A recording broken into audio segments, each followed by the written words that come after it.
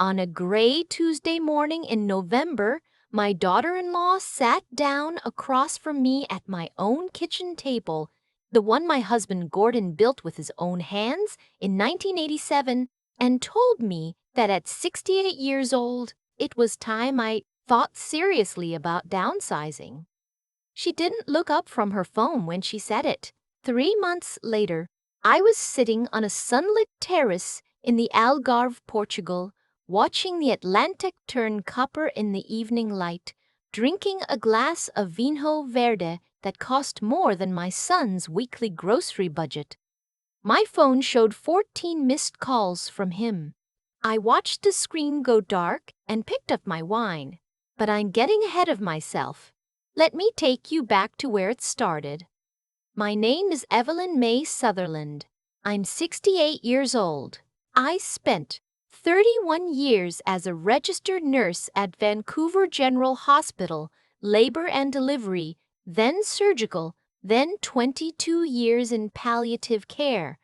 I held hands with people as they left this world. I sat with families in the worst hours of their lives and tried to help them breathe through it. When people ask what I did for a living, I say I was a nurse. What I don't say is that I gave that job everything I had, and it gave me purpose and grief and an understanding of what truly matters that I wouldn't trade for anything. My husband, Gordon, died on February 14th, 2021, Valentine's Day. He would have found that unbearably poetic. Gordon was a civil engineer who built bridges for a living and spent 41 years trying to bridge every gap between the people he loved. He was the kind of man who remembered every anniversary, who drove 4 hours in a snowstorm to be at our son's university graduation, who cried at every single Olympics regardless of which country was winning. He had a stroke in October 2020. He was gone 4 months later.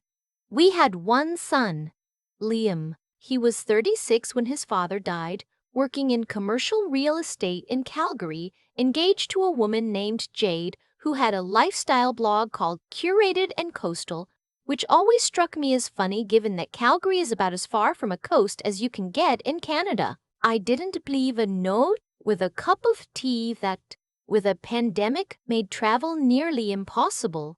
I held Gordon's hand alone in a hospital room while nurses I used to work beside watched through the glass, and I kept telling him I loved him until there was no one left to hear it. Liam came for the funeral. Jade did not. She said she wasn't comfortable flying. For the first year after Gordon died, I managed. I had the house, a 4-bedroom Craftsman in East Vancouver that Gordon and I had bought in 1991 for $187,000, which in the insanity of the Vancouver market had appreciated to something almost embarrassing. I had his pension from the engineering firm and my own CPP. I had my garden and my neighbors and my grief and my routine. In March 2022, Liam called. "Mom, I need to ask you something and I need you to really think about it before you say anything." I said okay. "Jade and I are having a hard time in Calgary. The market there is brutal and she's been trying to grow her business and it's been stressful for both of us. We were thinking, what if we came to Vancouver for a while, just to reset? Your place is so big and it's just you there. Just you there." As if the size of my silence was the point. "How long?" I asked. 6 months maybe, a year at most. We'd help with bills, obviously. Our spare rooms were full of Gordon's things. His drafting table, his model bridges, the shelf of engineering texts he'd had since university. I hadn't touched any of it. "Come," I said. "Stay as long as you need." They arrived on April 3, 2022. Liam brought 2 hockey bags and a box of kitchen equipment. Jade brought 31 boxes, which I know because I counted. They were labeled things like content props, winter, ring light kit plus diffusers, and anthropology hall handle with care. "This is just temporary. Jade said in the doorway, looking past me into the house with an expression I can only describe as measuring. "We'll be out before you know it." That was 20 months ago. The changes were so gradual I almost didn't notice them happening. First, Jade needed natural light for her blog content. So the sunroom, the room where Gordon used to drink his morning coffee and read the Globe and Mail, became her photography space. His chair went to the basement. Then she needed a quiet, uncluttered background for her Instagram reels, so the sitting room got simplified. Gordon's diplomas, our wedding photos, the framed print of the Lions Gate Bridge that his colleagues gave him when he retired. All of it went into boxes without anyone asking me. "Visual noise," Jade explained. "It reads chaotic on camera. My husband's life's work, reduced to visual noise." The kitchen became a battlefield in slow motion.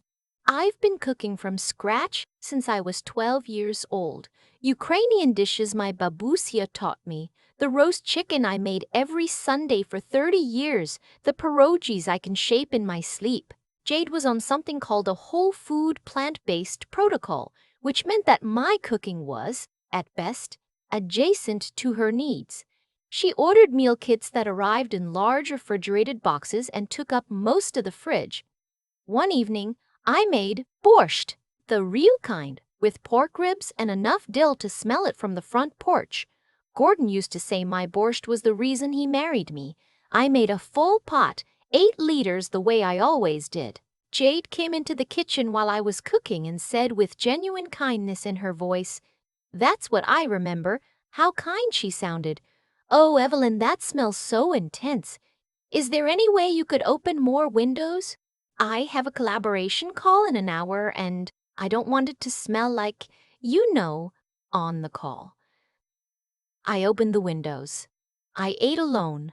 When Liam came home, he reheated a leftover grain bowl and said nothing about the borscht. 2 months in, Jade asked if I could adjust my morning schedule. I'd been getting up at 5:30 my entire nursing career and hadn't broken the habit. "I do my best content creation in the early morning," she said, "and the sound of someone else moving around breaks my flow." I started staying in my room until 7. The financial arrangement was, on paper, straightforward. They paid $500 a month toward groceries. My mortgage was $2,100. Property taxes were $740 monthly. Insurance, utilities, maintenance. The house cost me approximately $4,300 a month to run. They contributed $500. Liam's explanation was always the same. "We're saving for a down payment, Mom, just until we get on our feet." I had helped Liam get on his feet his entire life. I didn't say that out loud. What I said out loud became less and less, because every time I said something, Jade would look at Liam with a particular expression, patient, resigned. The face of a woman enduring something, and Liam would say, "Mom, can we not make this a whole thing?" In September, I was deadheading the roses in the backyard when I heard Jade on the phone in the kitchen. The window was open 3 inches. "No, we're still at his mom's. I know. Trust me, I know. But the house is incredible. Like the bones of it. It's so beautiful. And the location." A pause. "She's fine. She just kind of putters around, gardens. She's lovely, honestly. She's just very present, like always there." A laugh. "I mean, it's her house, so." Another pause. "Okay, but here's the thing, he's already on the title. His dad transferred it before he died for estate planning reasons. So once she decides to move somewhere more her speed, it's basically ours." I stood in my garden with dirt on my hands and felt something go very still inside me. More her speed. I had run a palliative care ward for 22 years. I had managed 17 nurses on night shift. I had told families their loved ones were dying and helped them figure out how to survive that news. But in this woman's mind, I was already past my speed. I went back to deadheading the roses. I made myself a promise. I would say nothing until I had a plan. The morning it broke open was a Wednesday in November. I was drinking coffee at the kitchen table when Jade came downstairs in her workout set and sat across from me. "Evelyn, can we have a grown-up conversation?" I set down my mug. "Liam and I have been talking a lot about the future, about what's next for everyone." She folded her hands on the table, a gesture so rehearsed I could see the hours of thought behind it. "This house is an incredible asset, and I think everyone wants to see it used to its full potential. But honestly, and I say this with so much love, it's a lot of house for one person your age, the stairs alone. And the garden is beautiful, but that's so much maintenance." "I manage fine," I said. "You do, you really do. But managing and thriving are different things. And there are so many wonderful options now for women in your situation. Places with community, social programming, meals you don't have to think about. The Terraces in North Van has incredible reviews. It's not like the old days. These places are beautiful." I looked at my son, who was standing in the doorway with his coffee, watching the floor. "And the house," I said. "What happens to the house?" Jade glanced at Liam. He cleared his throat. "Dad added me to the title before he died, remember? For the estate. So technically it would transfer smoothly. We'd take really good care of it. I know how much it means to you." "How much it means to you?" "The house where we brought him home from the hospital in 1985. The house where he learned to walk and broke the bathroom door and came home with his first girlfriend and cried for 3 days after his first heartbreak. The house where Gordon died, in the bedroom on the second floor with the window that looks out over the garden." "How much time are you giving me?" I asked. Jade shifted in her seat. "We were thinking the new year. That gives you 6 weeks to explore options. The Terraces actually has a suite available. We could tour it together this week if you want." 6 weeks. "Okay," I said. They both exhaled. "Okay, I'll find my own place. I'll be out by January." Jade smiled. "Evelyn, thank you for being so mature about this. Change is hard, especially you know. But I really think you'll love it." I picked up my coffee. "Excuse me, I have some calls to make."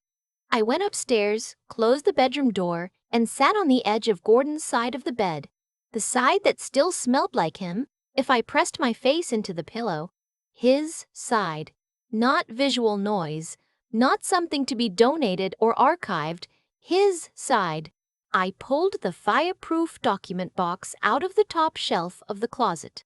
Gordon had shown me where it was and what the combination was 15 years ago when he'd first started worrying about his blood pressure.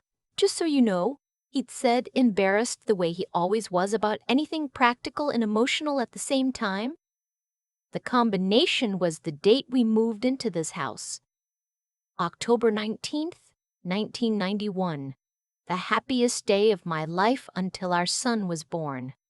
Inside was an envelope with my name on it, Gordon's handwriting, the careful drafting, precise letters he used when something mattered. "My Evie, if you're reading this, I've been gone long enough that you needed to open the box. I hope you waited.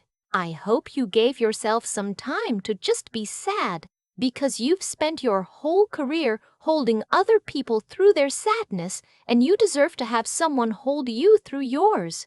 I know that's not how it went.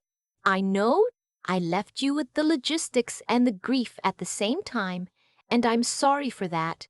Here's what you need to know. I spent 40 years building bridges and 30 of those years watching you put everyone else first.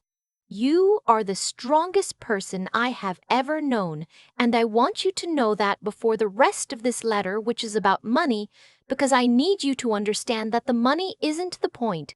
The point is that I saw you, Evie. I always saw you, Evie. I always saw you. The life insurance policy. Canada Life. Policy number CL 9847201. $900,000. The paperwork is in this box. Beneficiary Evelyn May Sutherland. Not joint. Not the estate. You. The investment accounts TD Direct Investing. I've been contributing since 1993. Started with $5,000 and added what I could from every paycheck. Account numbers on the sheet below. Total value as of my last statement, $740,000 approximately. You are the sole beneficiary. My pension from the firm, $54,000 annually for your lifetime. HR contact is Maureen Lend. Her number is in here. She's been expecting your call. The lake property. You remember the lot on Okanagan Lake I bought with my brother in 2003 and then bought him out in 2011? You always said it was too far to be practical. I had it assessed 2 years ago, $480,000. It's in both our names. Now it's yours. Total, Evie, is somewhere in the range of $2.1 million, not counting the house, plus the pension for the rest of your life. I kept this separate because I built it slowly, and I didn't want either of us making decisions about it while we were still working and raising a son and being practical. I want you to make decisions about it now, real decisions. The kind where you ask yourself what you actually want for the rest of your life. Take care of yourself first. For once, please. All my love, always, even when I was bad at showing it, Gordon. My hands shook so badly I had to read it twice. $900,000 in life insurance. I had thought there was a modest policy, enough to cover the funeral and some bills. I'd been careful with money for 3 years because I thought we were comfortable, but not much more than that. I sat on the edge of Gordon's side of the bed for 40 minutes. Then I got dressed. My good gray blazer, the one I wear to anything that requires me to be taken seriously. And I drove to our branch at TD on Main Street. The accounts manager's name was Catherine. I'd seen her 3 or 4 times over the years, a practical woman in her 50s with reading glasses on a chain. I told her I needed to see all accounts associated with my name. She typed. She turned the screen. There were 4 accounts. My checking, my RRSP, and 2 accounts I had never seen before, an investment account and a TFSA, both sole ownership, Evelyn May Sutherland, opened in 1993 and 2009 respectively. These have been growing, Catherine said carefully. The investment account is at approximately $763,000. The TFSA is at $68,000. I stared at the screen. Mrs. Sutherland, is everything all right? I didn't know these existed, I said. Her expression shifted into something I recognize from my nursing years, the careful professional readjustment when a situation becomes more serious than expected. Would you like me to print a full transaction history? Please. And I'd like to change the contact information on all accounts to my cell phone only. While she printed, I called Maureen Lind at Gordon's firm. She answered on the second ring, and when I gave my name, she said, "Mrs. Sutherland, I've been wondering when you'd call. I'm so sorry for your loss." She said Gordon had set up the pension redirection in 2019 and had asked her personally to make sure I received it without complications. The annual amount was $54,000 with a 2% annual cost of living adjustment. Had I not been receiving it, I had not. Maureen pulled the file. The pension had been depositing since April 2021, 2 months after Gordon died, into an account ending in 3847 at TD. I looked at the statement Catherine had just handed me. The account ending in 3847 was a joint account. Evelyn Sutherland and Liam Sutherland. I didn't raise my voice. I've spent a career not raising my voice in situations where every part of me wanted to. I thanked Maureen, confirmed I would be in touch, and asked Catherine to show me the transaction history on the joint account. 32 months of pension deposits, $4,500 per month, plus adjustments, totaling approximately $148,000. Zero withdrawals. The account was opened April 2021, 5 weeks after Gordon's funeral. I had not been in any bank in April 2021. I had barely left the house. Catherine, I said, I need the signature card for this account. She brought it up on screen. 2 signatures. Mine was not mine. I have an unusual signature, a nurse's signature, fast and slanted with a looping E, unchanged for 40 years. The signature on this card was too neat, too considered. That's not my signature. Catherine's voice went very quiet. Mrs. Sutherland, I'm going to give you the name of someone. The lawyer's name was Harpreet Dosania, a partner at a firm in Kitsilano who specialized in estate disputes and elder financial abuse. I called from the parking lot. His assistant put me through within 20 minutes. When I told him what I'd found, he was quiet for a moment and then said, Mrs. Sutherland, I need you to come in today if you can. I went. Harpreet had kind eyes and a deliberate way of speaking that reminded me of the doctors I'd most respected in 30 years of working beside them. He listened without interrupting. When I finished, he set down his pen. The joint account and the pension diversion are serious. Forging a signature to open a joint account and redirect funds that were solely designated to you is financial abuse of a vulnerable adult under BC law. It's also potentially fraud. I don't want my son in prison, I said. I understand. That may not be the outcome regardless, but I want you to understand the leverage you have here. Now, the house. He'd reviewed Gordon's original estate documents while I was talking. Your husband added Liam to the title in 2019. Do you remember signing anything? Gordon mentioned it. He said it would make things easier when the time came. Did you sign transfer documents? I thought. I may have. Gordon brought home papers sometimes. I trusted him. Harpreet turned to his computer. I've pulled the land title record. The transfer was registered as a gift in 2019. Both names present, but, he paused. There's a notation here that I want to verify. Gordon's solicitor. Do you know who he used? I did. Gerald Park at a firm in Burnaby. Gordon had used him for everything. Harpreet called and got Gerald's assistant, then Gerald himself within 10 minutes. I watched Harpreet's expression as he listened, then a slow, careful smile. He thanked Gerald and hung up.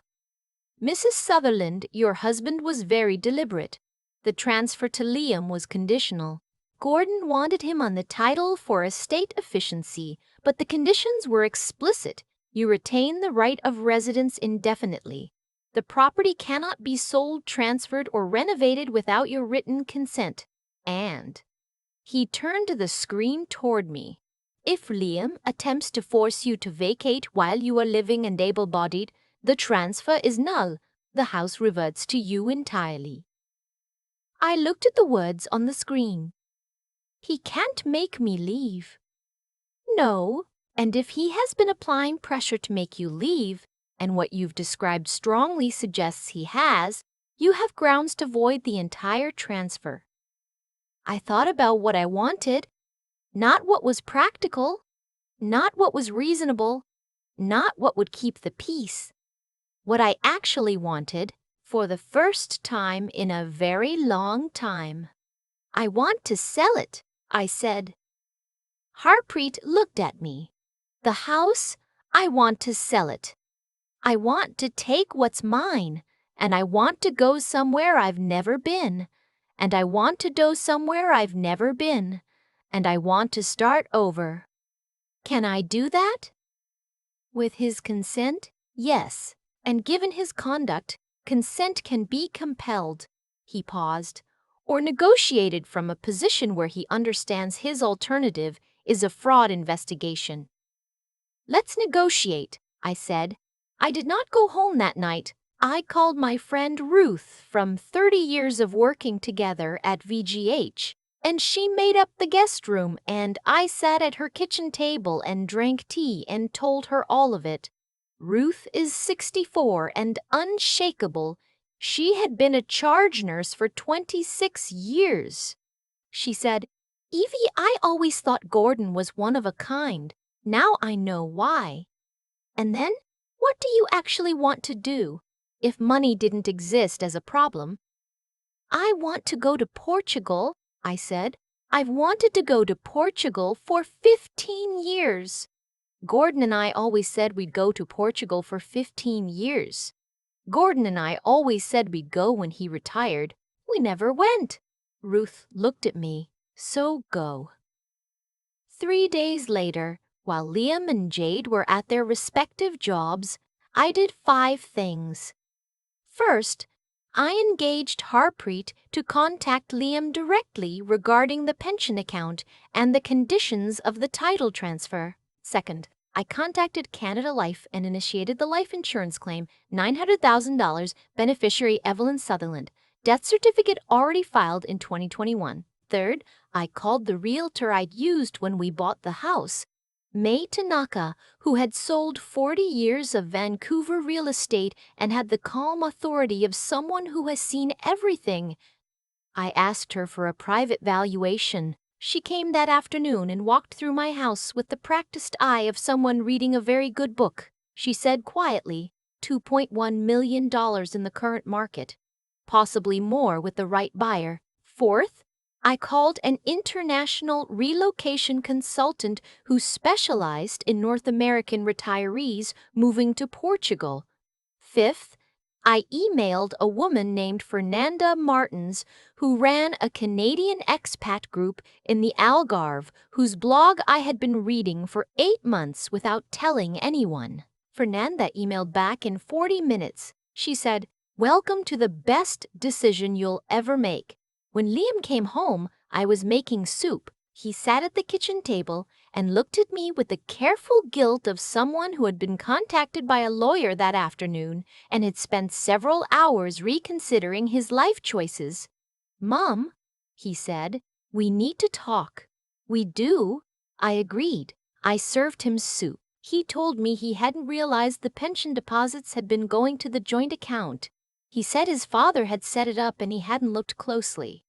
He said he never meant for it to become what it became. His voice was unsteady in the way I recognized from when he was 9 years old and had broken something and was hoping the admission itself would be enough.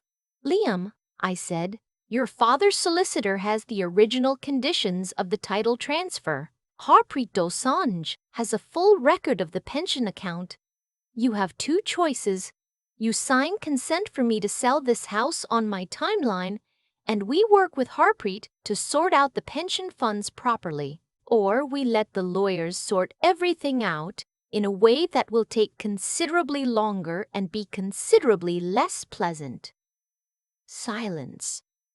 "I'm not trying to punish you," I said. "I'm trying to make my own decision about my own life. That's all this is." He signed the consent forms 2 days later. He cried when he signed them. I handed him a tissue and didn't say anything because there was nothing to say that would make it simpler.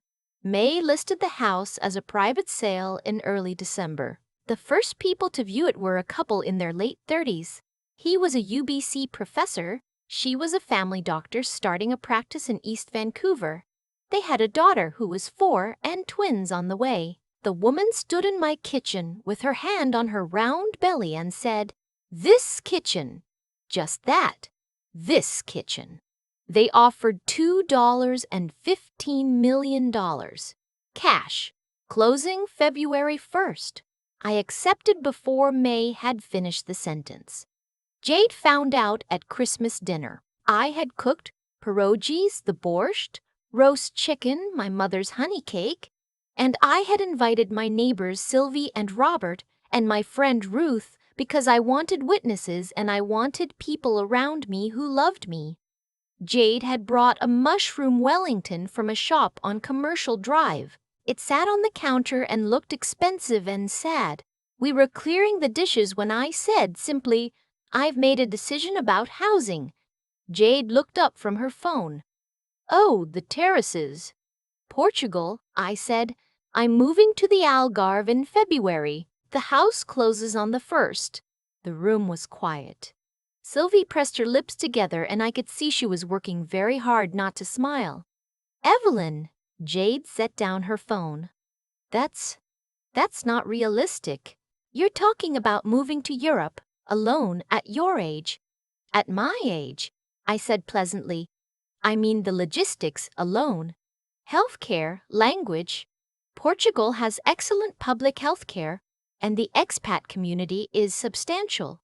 I've done considerable research." I looked at my son, Liam. He was looking at the table.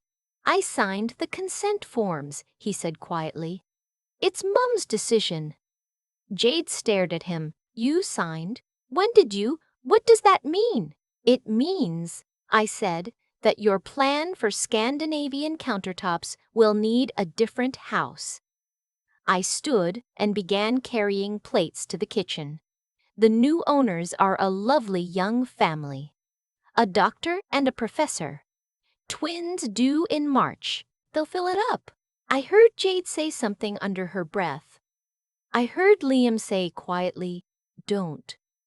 I stayed at Ruth's for the final 6 weeks. Liam and Jade were out by December 28th, a one-bedroom rental in New Westminster as far as I could tell, and not a graceful adjustment for either of them. February 1st, I sat across from the young couple at the notary's office in Gastown. She was so pregnant, she had to push her chair back from the table. He shook my hand with both of his and said, "Mrs. Sutherland, thank you for choosing us." She said, "We're going to love it so much." I said, "I know you will. That's why I said yes." The net proceeds after fees and payout, $2.9 million. Ruth drove me to YVR on February 3rd. It was raining, which is Vancouver's natural state in February, and I stood on the departure level with 3 suitcases and felt the strangeness of leaving a city I had lived in for 47 years. Ruth hugged me so hard my back cracked. "You call me the minute you land," she said. "I'll be 12 hours ahead. I don't care. Call." I flew business class. I had not, in 68 years, ever flown business class. The seat was wider than my desk at VGH had been. The flight attendant brought me a warm blanket and something sparkling and asked if I was traveling for work or pleasure, and I said, for the first time for my life. I landed in Faro on a Tuesday afternoon. The light was different immediately, thicker, more golden, even in February, even through the windows of the terminal. Fernanda Martins was waiting at arrivals with a sign that had my name on it and a broad smile that I would come to know very well. "You actually came," she said. "Did you think I wouldn't? They always say they're going to. Half of them turn back." She took one of my bags without asking. "How are you feeling?" "Terrified," I said, "and hungry, and like I may have just made the most impulsive decision of my life." "It took you 3 months to plan." "That's not impulsive. That's a very efficient, nurse." She drove me along the coast to Luz, where I'd rented a 2-bedroom villa for 6 months while I figured out what permanent looked like. The Atlantic was on my left, enormous and indifferent and exactly as green as I'd always imagined. Whitewashed houses climbed the hills. Bougainvillea, improbably in February. "This is real?" I said. Wait until you see your terrace. The villa was simple and clean, with terracotta floors and windows that opened onto a view of the sea. The landlords had left a bottle of local wine and a card. Fernanda helped me get settled and then sat with me on the terrace while the sun went down. Tell me, she said, what's the story? So I told her. All of it. Gordon and his quiet planning and his letter. Liam and Jade and the gradual erasure. The pension account, the title transfer, Harpreet, May and the professor and the doctor with her hand on her belly. Fernanda listened the way good listeners do, without filling the silence. When I finished, she said, "Your husband sounds like he was extraordinary." "He built bridges," I said. "He was building one for me the whole time and I didn't know it." She raised her wine. "To Gordon." I raised mine. "To Gordon."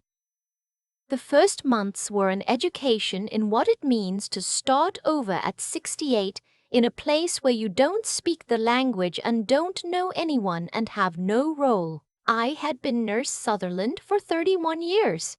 I had been Gordon's wife, Liam's mother, the woman who kept things together. Here I was, just the Canadian woman in the white villa above the beach, who walked every morning at 7 and bought bread from the same bakery and was clearly attempting to learn Portuguese from an app.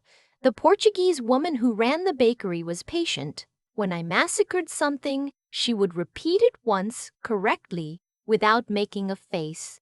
Her name was Louisa. By April, she was teaching me phrases in exchange for my recipe for butter tarts, which she found perplexing and immediately loved. The loneliness came at unexpected hours, not in the morning when the light was good and the walk was long, but in the late afternoon, around 4 o'clock, which used to be the busiest part of a hospital shift. I would sit on the terrace and feel the silence and understand for the first time what my patients had been telling me for years when they said the hardest part of losing someone was the specific shape of the hours you used to fill together. Fernanda introduced me to her group, Canadian and British and American women mostly, who had landed here at various ages by various routes. We met at someone's house the first Thursday of every month. There was Beverly from Halifax, 63, a retired high school principal with a laugh that reorganized the room. There was Lucinda from Toronto, 71, a retired judge who sailed competitively and had opinions about everything. There was Pauline from Winnipeg, 66, who had been a social worker for 30 years and now made ceramics and sold them at the market in Sylvez. And there was Fernanda herself, 61, who had left a marketing career in Ottawa 7 years ago and never looked back. They asked how I'd ended up here. I told them.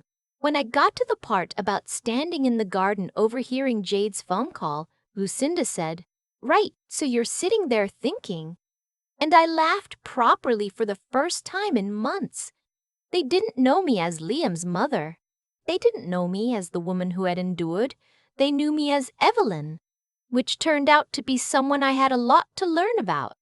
I started volunteering at a health clinic in Portimao that served migrant agricultural workers, many of whom had no Portuguese and even less English. I had been retired for 2 years and had tried to convince myself it was enough. It wasn't. 2 mornings a week, I sat in a small room and helped do intake assessments with a nurse translator and remembered what it felt like to be useful in the particular way that nursing makes you useful, not fixing everything, just helping people feel less frightened.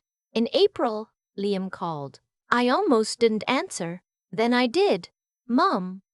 His voice was different, quieter. Something burned out of it. "Liam, I'm not calling to ask for anything. I need you to know that.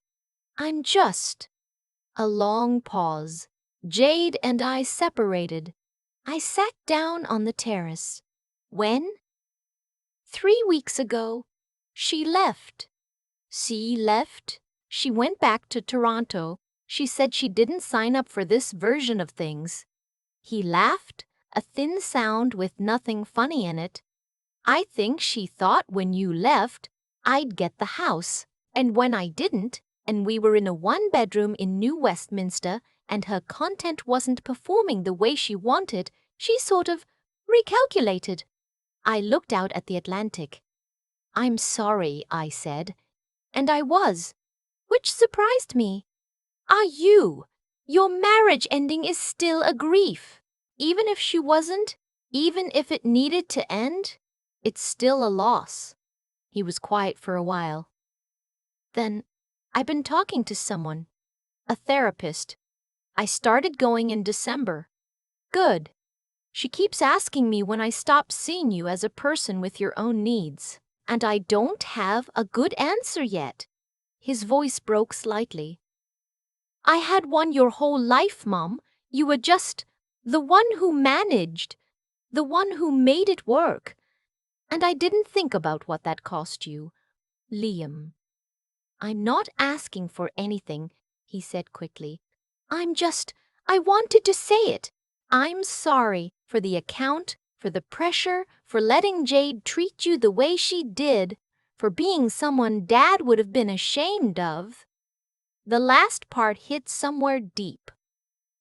Gordon had been proud of Liam. Gordon had also expected better.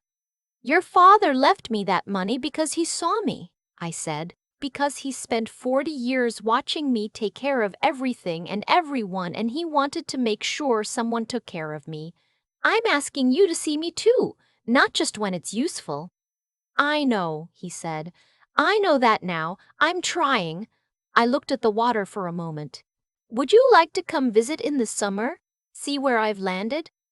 Silence. Then you'd want me to? Come alone. Come ready to see Evelyn, not just your mother. Those two people are not the same. Okay, he said. Okay. He came in July. He came to arrivals at Faro looking younger somehow, or maybe just stripped of the performance of the life he'd been maintaining. He stood on my terrace and looked at the Atlantic and did not say anything for a long time.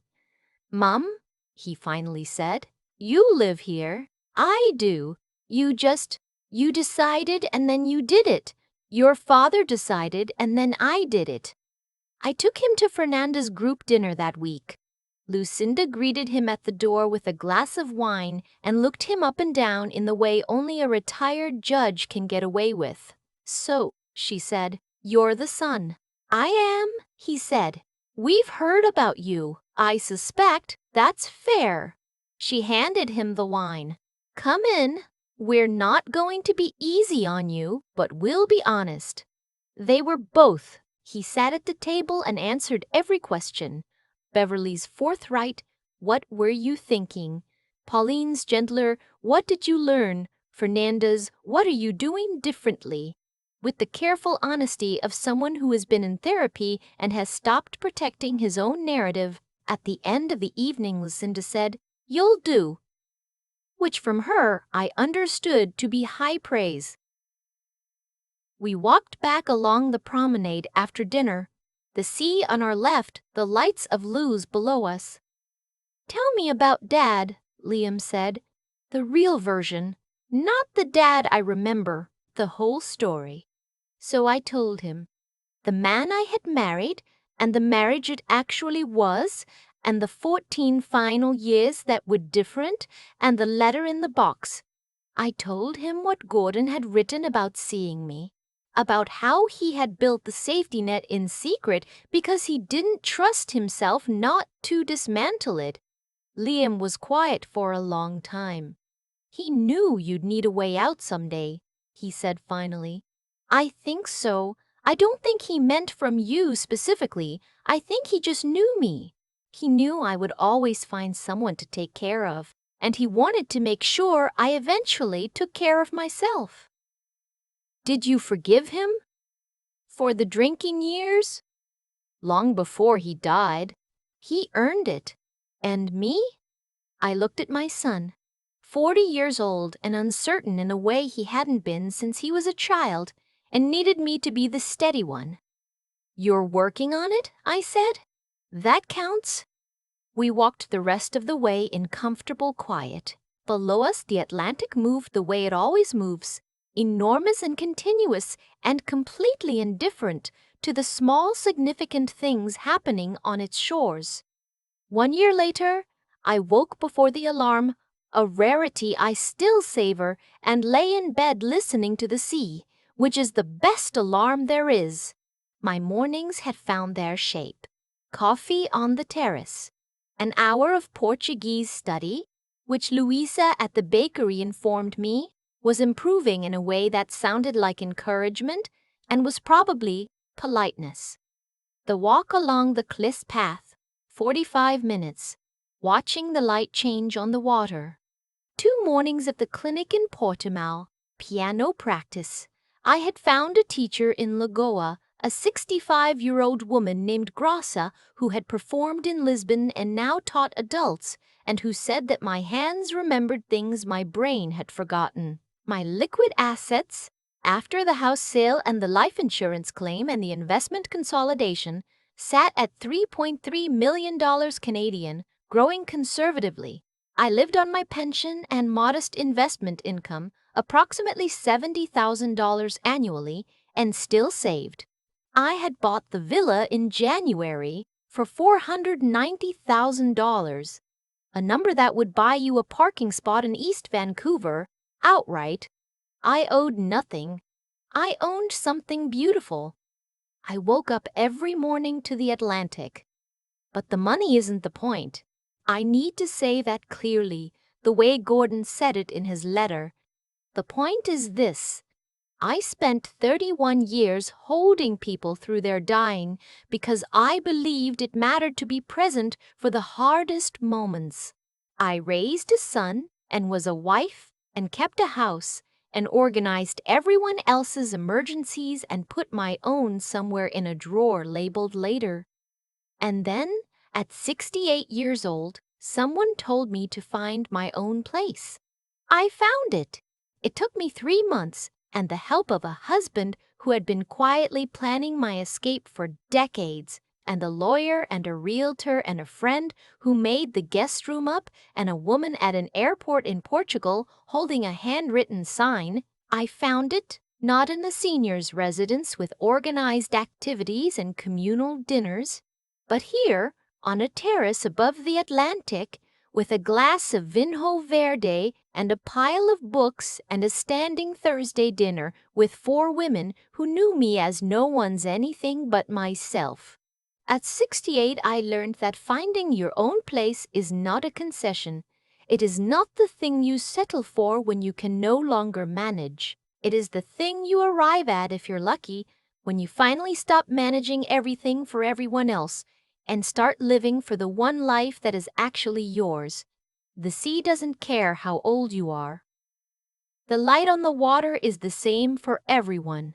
I raised my coffee cup to the morning, to Gordon, to Louisa, who was probably already at the bakery, to Ruth, still asleep in Vancouver, to Liam, who was getting better, to every woman who has been made to feel that her best years are the ones she spent making herself convenient. Find your own place. It's out there, and it might be farther and more beautiful than anyone told you to expect.